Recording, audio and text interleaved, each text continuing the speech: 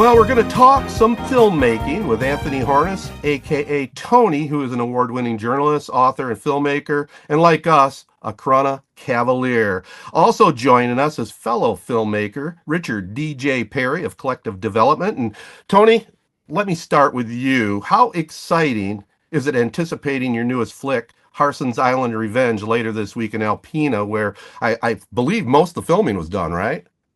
Yes. It's more exciting, I think, for the people up there who were involved in the area, but yes, it was filmed pretty much entirely in Presqu'île and Alpena. Mm-hmm. I know they did some drone shooting on actual Harsens Island, but the being on the east side of the state, as is Harsens Island, it was just conducive to telling this story. So, I mean, we put you right on the St. Clair River and, where they did a lot of the bootlegging there in the Detroit River, of course, to cross to Windsor. But no, it's still exciting for me, even for an old guy. Yeah. I still, but we know at this point, we've been working on this film for over a year, in post-production. That's how long it takes. But yeah, we're excited. Well, let me ask a second follow-up question to DJ. Now, this story was developed from a book written by our Owasso's own Carl Mankey, and you adapted the screenplay. Give our listeners and our viewers a little bit of a thumbnail sketch on what the movie's about. Well, the movie is about a conflict that took place between World War I vets and the infamous Purple Gang. This all takes place during the Roaring 20s. So it's interesting because at that time, the Purple Gang controlled 80% of the illegal liquor in the United States, and their capital was out of Detroit.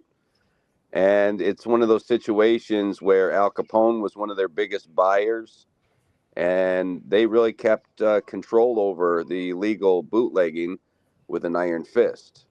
Well, these World War I vets, a lot of them came back, and some of them had what we now know as shell shock or PTSD. Mm-hmm. And, they couldn't take all the stimulus of the city. So they either went up north of Michigan, or a lot of them that had family or businesses that had to stay close to Detroit went to Harsens Island, which was kind of a outdoor wilderness wonderland for fishing and hunting and stuff like that. Just for reference for the viewers, that Harsens Island is about 45 minutes northeast of Detroit.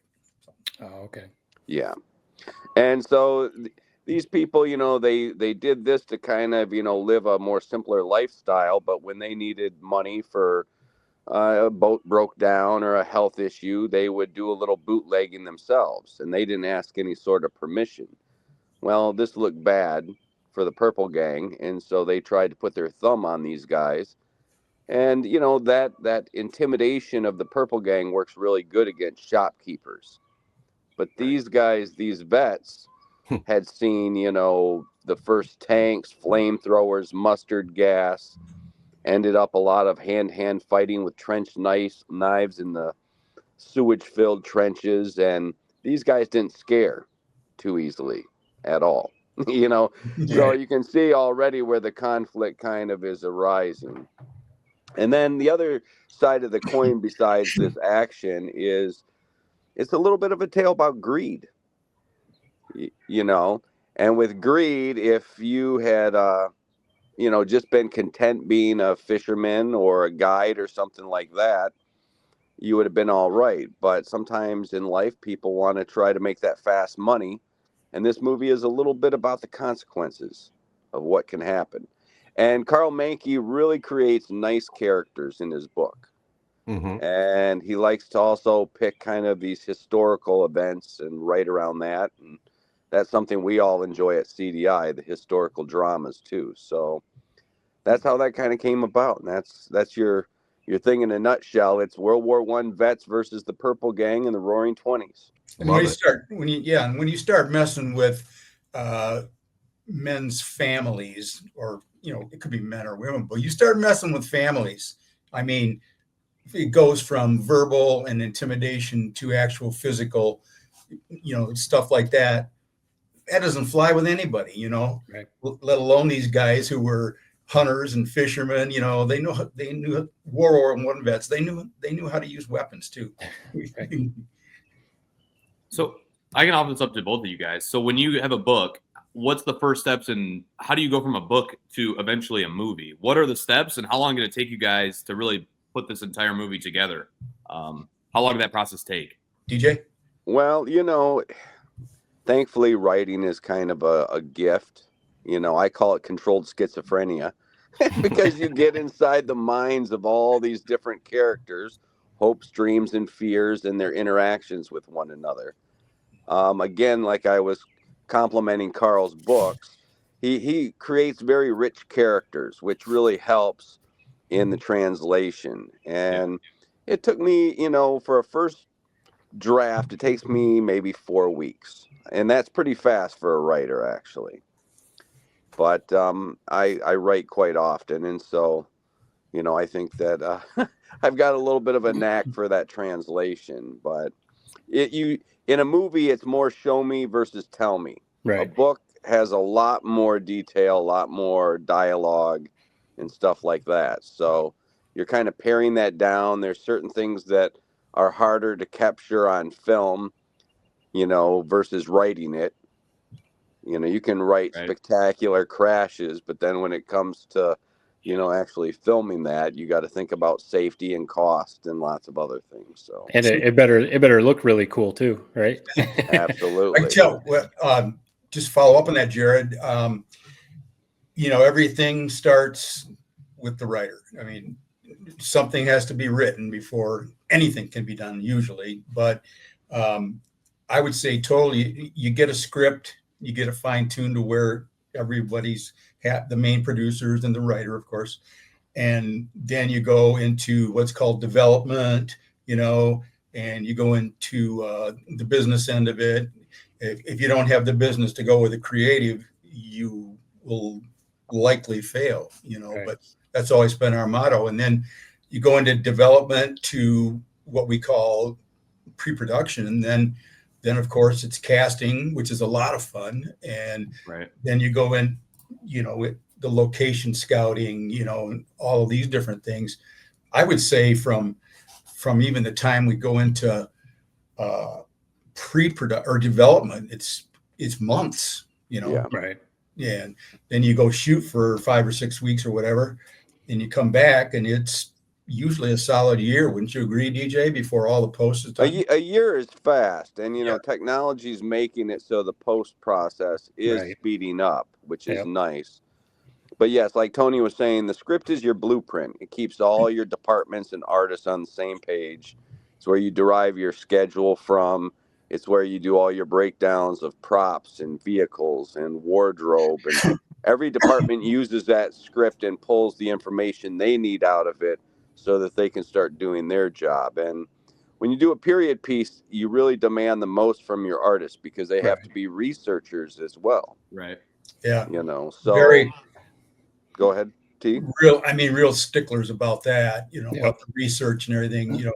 We did a Civil War film many years ago, Wicked Spring, and we had the best of the best Civil War reenactors, and these guys were almost to the point of fanatical about buttons and everything else, which is great for the film. Yeah.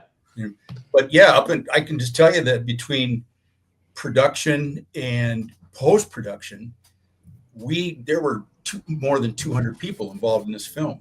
So that's quite a few for a independent company. But like there's so much. You talk about how long it takes to put a movie together. I mean, I'm just thinking of my brain. Are you guys like nervous for the release? Like, hey, I hope everybody likes this, or is it we did our job, we put our best foot forward, we did our best, we'll let the chips fall where they may? What's like the feelings going into a release like this? You can't worry about that, Jared. Like you said, you just go in, you do the best job you possibly can. I'll let DJ expound on that because he always keeps reminding us that you've done the very best you can do, and if people don't gravitate to it, I mean, and that goes to genre as well. We've got done 30 years into it, and you realize you're always going to have people that throw rocks or roses. I say you're going to step up on that pedestal, and that's what an artist does.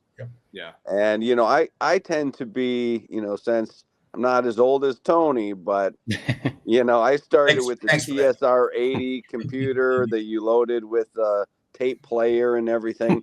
I worry more about the technical gremlins. Right. I never worry about like doing this interview, but is the link going to work for me? Right. It's sometimes, technology moves so fast. So my concerns tend to be on smaller process things. And as for the film, you put your best effort out there, and even people that have tens of millions of dollars, they still get rocks thrown at them. And one person can love it, someone else can dislike it, and sometimes it's the mood of the person. Right. Sometimes people dislike it and haven't seen it. Right. with social media today, you you just can't worry about that. Right.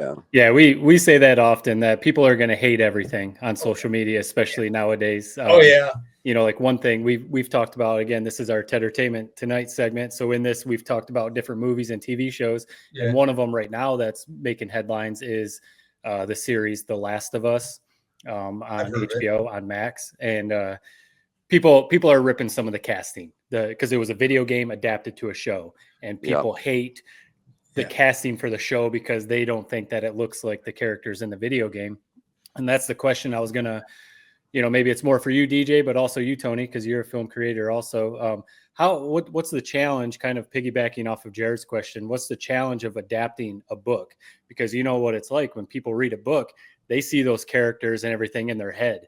And then if they go and turn on that movie and they're like, nope, that's not what I was picturing when I was reading that book. I didn't read the books and I actually didn't watch the movies either, but the Harry Potter series is a big one I've heard people talk about, that the movies actually did a really good job of making the readers of the books happy because they think the movies reflect what they were reading in the books. What's the challenge in that? Do you talk to the author? Like in this case, Carl Menke, like what were you going for in this? Or is it your vision? No, it's the director's vision at this point. And you do go back to the reference material. It's usually not a healthy thing if you involve the writer too much. Oh, okay. It's kind of like at a certain point, you need one creative director. Yeah, too many cooks in the kitchen, right? Exactly. Yeah. And so, with a book, unless they're on the cover of the book or, there's illustrations, you are kind of creating. Now, in the case of the Purple Gang, some of those characters are based on actual historic people. And then some of the protagonists, the other characters are people that Carl created, probably representing several different people. Because, you take several stories and push them together and into one concise storyline. And I'm just guessing that's what he did with the book. Like the two hitmen that they hired, the Purple Gang hired to come in because nobody knew who they were, hadn't seen them. They're just two guys walking around and all of a sudden somebody's dead. But it's funny that two of the characters that we cast, played by Dean Teaster and Shane Hagedorn, when you actually see the real photos of them, they're pretty similar. And it wasn't exactly planned that way, other than we were basing off the source material a little bit.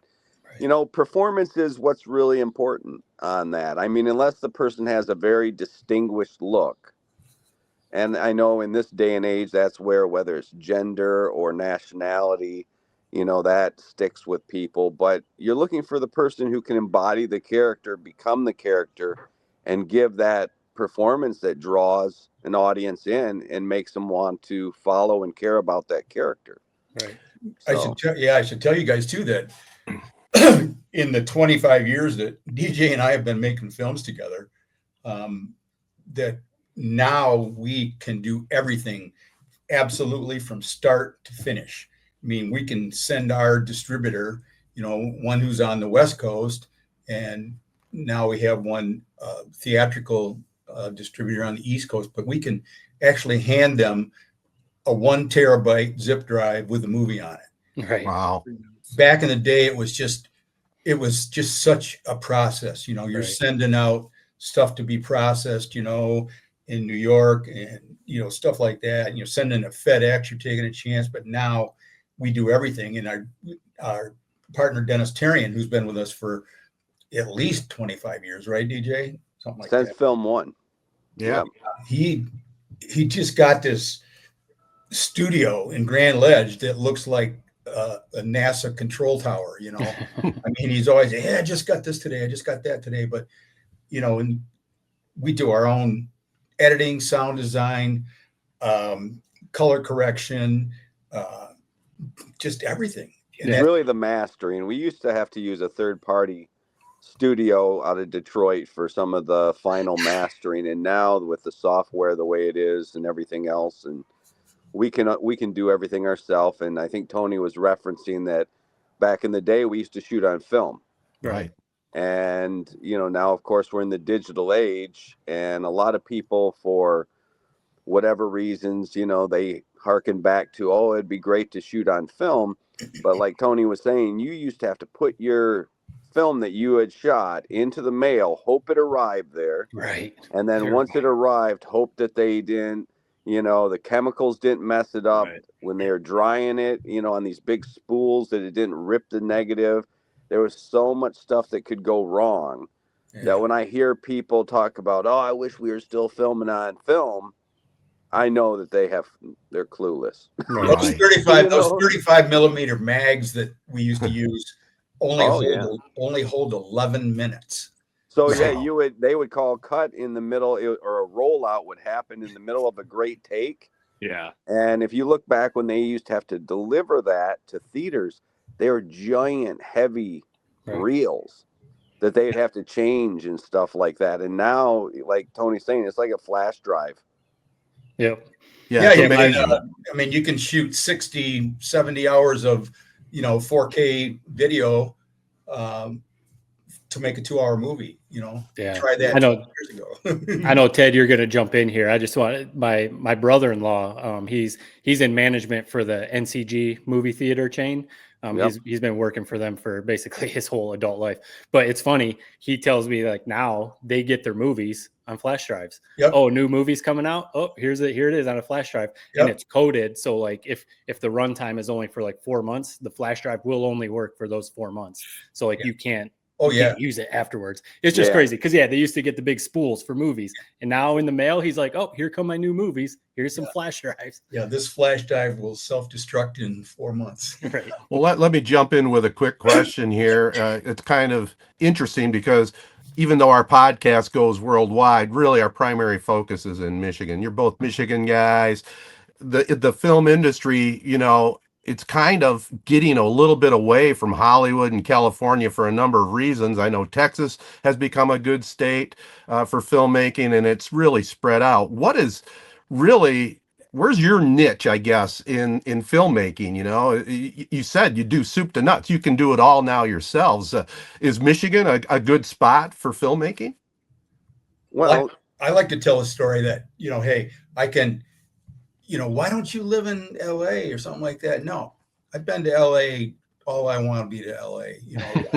I can get on a plane and go anywhere to work and come home and sit on my porch and sip wine and watch cars go by, people go by. Yeah.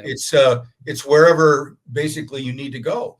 The only thing different about LA is the huge sound studios, and we can basically create that stuff we just did on the last movie we're cutting.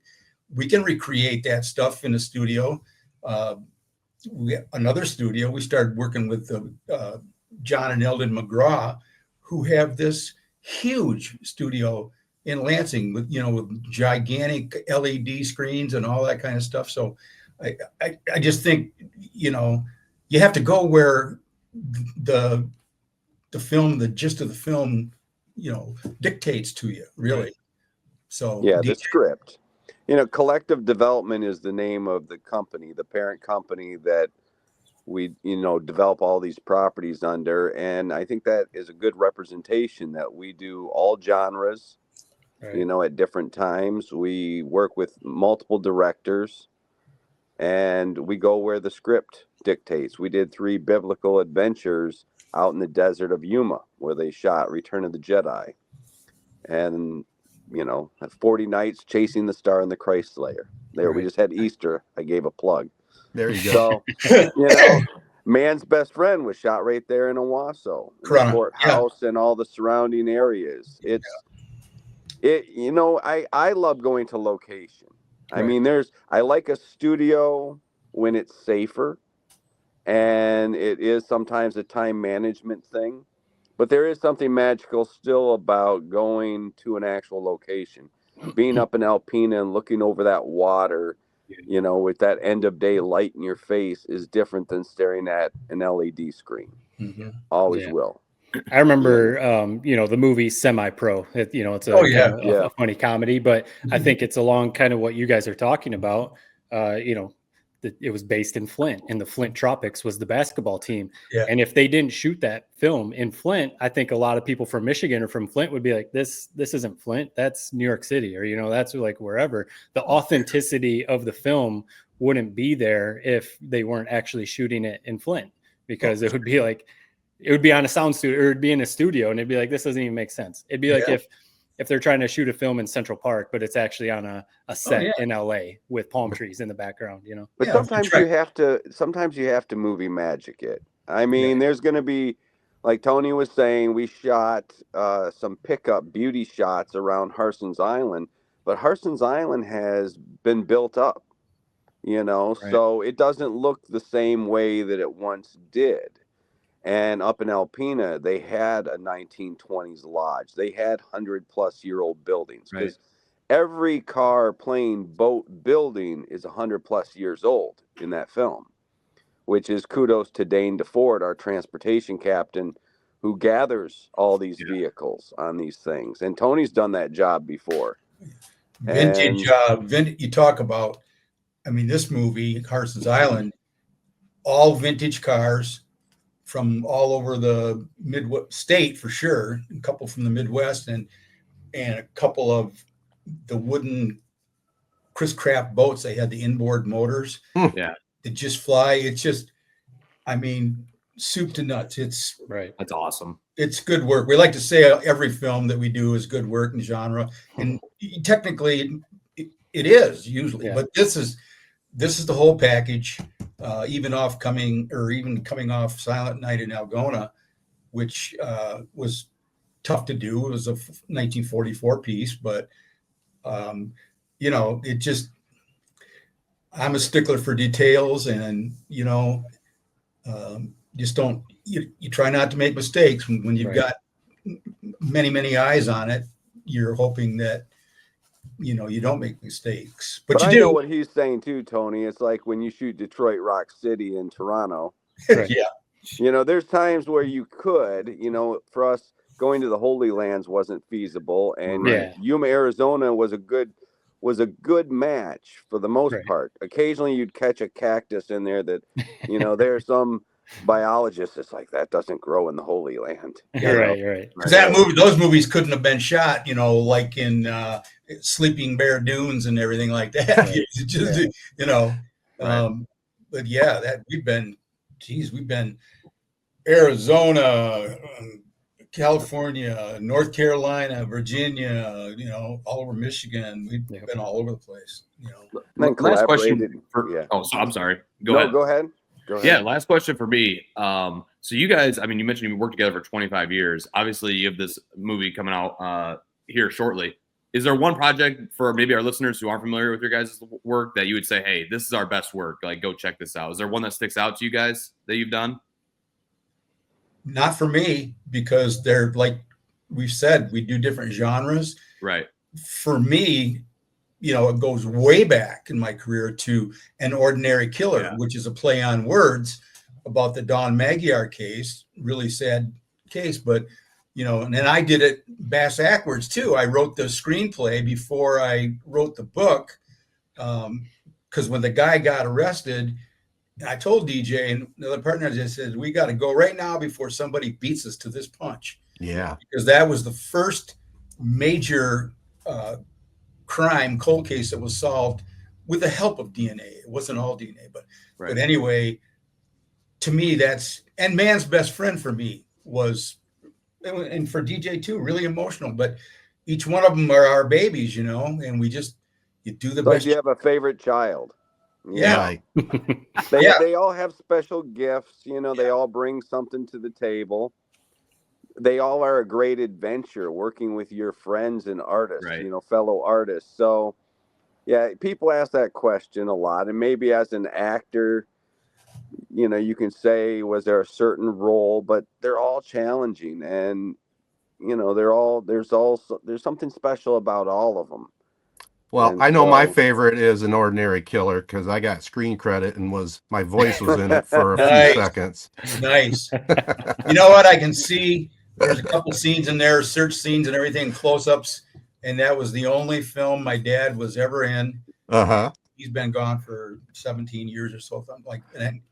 Every once in a while, I'll catch it and see it, look back at it. But yeah, I mean, all the movies you do, you just right. And we work with a lot of the same people. I mean, we have our core members of the tribe, CDI tribe, right? But we'll work with the same directors of photography, same grips, gaffers, lighting guys, and all that stuff. And that too, you can't minimize how important that is, because once you start a short 21-day shoot or something like that, right, you've got to click on every cylinder, and you've got to have plan B if the weather's bad or stuff like that. So it's an undertaking. So you don't basically get any sleep when you're filming. Yeah. And we have been doing this long enough. We're multi-generational, and unfortunately we do have, colleagues, friends, fellow artists that have passed away. Mm-hmm. People like Dan Haggerty, Grizzly Adams, that was is An Ordinary Killer. I could go on and on about some friends that have passed away, and that's where these films become special too. Like Tony was saying with his father, you have these moments immortalized in the story. And families love to see that too, Sure. Go back, but yeah, I think they're almost like visual memory albums, visual photo albums. Absolutely. I mean, you guys can watch it, and then you go back to the whole production process, and you have all those memories of shooting and working in the studio and everything that goes into it. So it's pretty cool. Just and one quick thing about Harsens Island Revenge. It kind of reads like a horror film, and it's not a flat out gangster photo. This has got family interaction into it.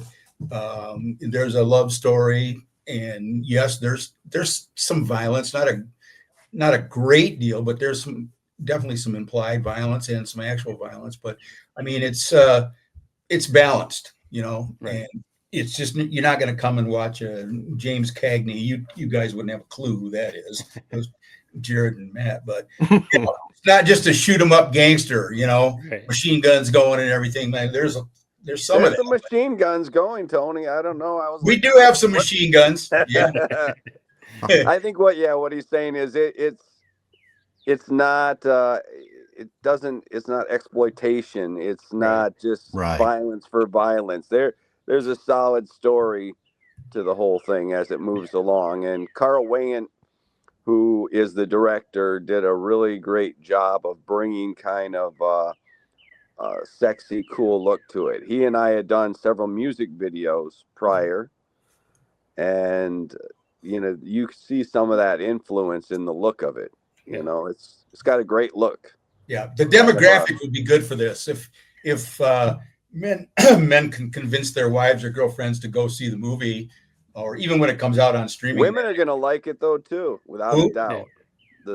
That's what I think we're talking about, it being balanced. It's got something for everybody. Oh yeah, I mean, yeah, absolutely. Yeah, especially it being a historical piece and the Michigan connection. I think it'll draw a lot of eyes to it. Last one for me. Again, we appreciate you guys taking the time doing this. Sure.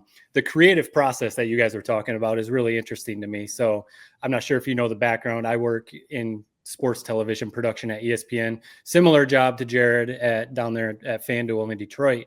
A very different mindset when it comes to creating what we do. you know, when you're talking about your production process, I have a deadline sometimes of 30 seconds. Here's your video. You got to edit this thing. You got to get it cleaned up because this hits after the commercial break. So you've got to edit. You've got to do this. You got to fix the audio because when it comes back from commercial, it's got to run. So, you know, a very different mindset. Sometimes we'll get maybe like a day to edit a certain piece or something like that. And I always laugh when people talk about what they watch on whatever show it is, whatever game, you know, whatever I'm editing for, because sometimes I spend like a day or two editing something that is like a 30-second little tease before a show, or it's a 15-second little clip in a show that I spent 2 days editing. And, you know, people are, you know, it's kind of like if people understood what went into that little 10, 15-second clip, you know, they'd probably laugh, you know, but I wanted to ask you guys. So I was just, you know, giving some thoughts on that. You know, sometimes it's interesting to see the difference with TV production and film production. You guys get months and months versus sometimes we get 5 minutes to edit something. 32 years in the newspaper business. I mean, we didn't have deadlines like 30 seconds, but you live under that constant deadline pressure. It just weighs on you, weighs on your body, your mind, and, you know, I respect that. So do it while you're young, man. Yeah. I think it's aging me faster than it should be because of that stress and those deadlines. But when we get done with a film shoot, Matt, it takes several weeks just to import all of the footage and stuff, you know, and to categorize it and all that. I mean, it's insane. That's why DJ and I don't like to get into that part of the business. You know, we let the good people and friends that we hire who've done it. We hire the experts for sure. Yeah. You let people do what they're the pros in, right? Yep. But my question was going to be, so I come from the edit world. I've been an editor in sports television for, I mean, going on over 18 years. The you know, you always hear about people, what's left on the edit room floor, you know, how much you shoot. You have to condense it into a 90-minute film or a 2-hour film or whatever. It's similar to what I do. A long game, you've got to cut down into a minute highlight, you know, something like that. Yeah. So you were kind of saying you guys don't get involved in that too much. I mean, DJ, you must as a producer, but how much do you guys have to step in sometimes to be like, listen, we do have a deadline. This thing has it's hitting the theater here in 2 weeks. You can't spend any more time. We got to make some decisions. Can you just talk about that process? Maybe it's more for me. It's DJ more than me, but DJ more than me because he's the CEO and a producer, but I'm also a producer. And there are times when you do have to step in, you know, and just push, you know. Right. Well, but my job is the supervising producer, which is to sometimes be that polite nag on people about deadlines. Mm-hmm. But we always say that we create the best art within our business parameters. Right. So it starts in the hiring process. Don't really hire anybody for a director spot that doesn't understand that it's a business and that we have deadlines. Yep. And as long as there's not a business reason to enforce certain things, I try to really allow the director to have that creative freedom.